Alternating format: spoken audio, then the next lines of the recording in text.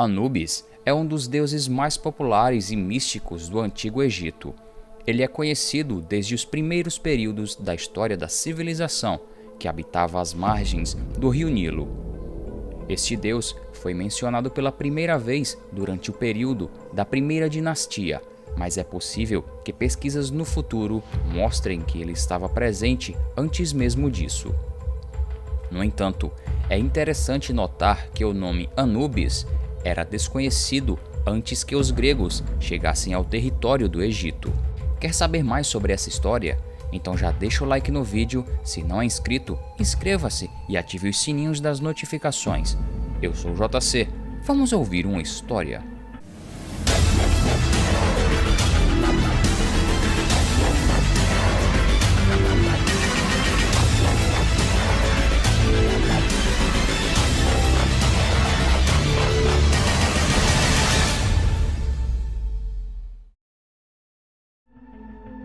Na língua egípcia antiga, ele se chamava Anpu ou Inpu.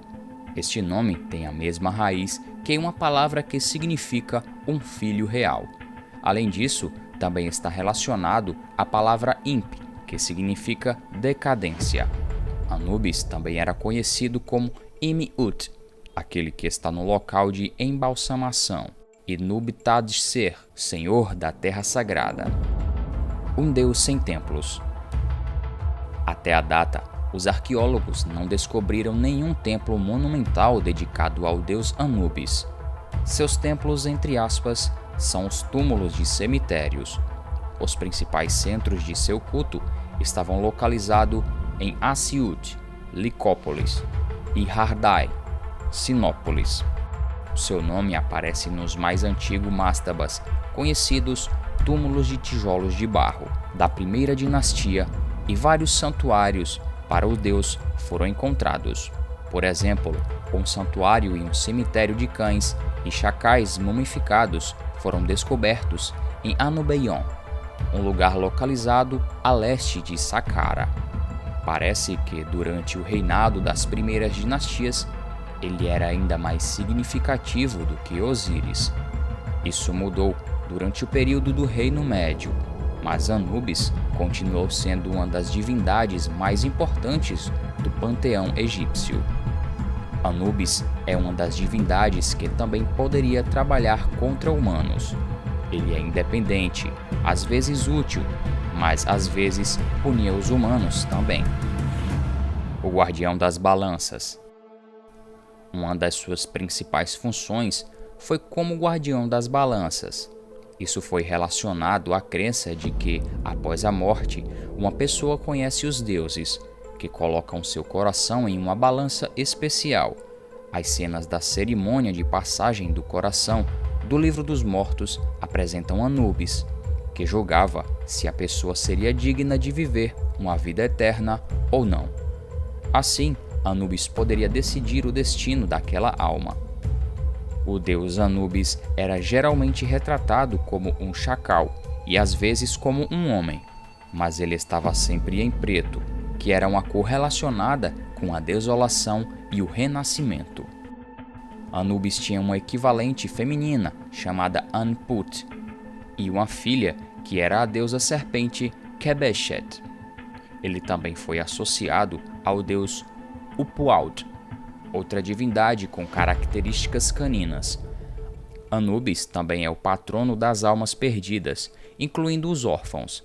Durante o período grego, ele foi associado com seu deus Hermes. Os gregos criaram uma divindade composta, chamada Hermânubis também. Eles decidiram combinar Hermes como um mensageiro dos deuses, com Anubis, que guiaria os mortos para reconhecer os deuses.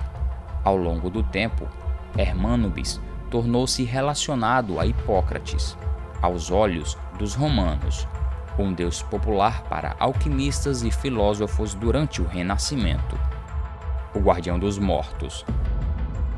As funções principais de Anubis são as de embalsamar os corpos, guiar as almas e proteger os túmulos. De acordo com o mito de Osíris, ele ajudou Ísis a embalsamar o corpo do marido. Devido a essa história, os sacerdotes que trabalhavam durante o processo de mumificação usavam máscaras com o rosto de chacal. Além disso, as lendas dizem que quando Osíris foi morto por Sete, seus órgãos se tornaram um presente para Anubis. Isso deu início a uma tradição de oferecer algumas partes dos mortos para Anubis. O Guia dos Mortos.